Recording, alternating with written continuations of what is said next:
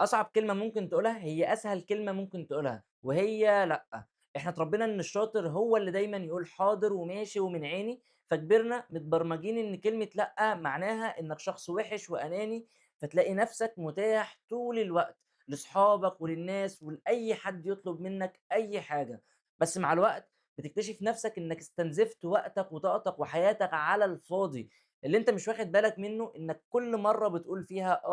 لحاجة مش عايزها، أنت في الحقيقة بتقول لأ لنفسك، بتقول لأ لوقتك، لأ لهدفك، ولأ للحياة اللي المفروض بتبنيها، والمشكلة الأكبر إن الناس بتتعود إنك دايمًا موجود ومضمون، ولمّا تفكر تختفي شوية عشان تركّز في مستقبلك بيزعلوا ويقلبوا عليك، بس الحقيقة اللي بيحبك بجد وبيخاف على مصلحتك عمره ما هيزعل علشان قُلت لأ، اتعلم تحط حدود، اتعلم تختار نفسك من غير ما تحس بالذنب. عشان ما تفوقش بعد سنين وتلاقي نفسك كنت عايش عشان تراضي الناس ونسيت تبني حياتك. قُل لأ لأي حاجة بتعطّلك واستغل الأجازة دي عشان تكون نقطة تحوّل حقيقية ليك. تابعنا عشان تعرف أكتر عن البرنامج اللي هنجهّزه ليك الأجازة الجاية.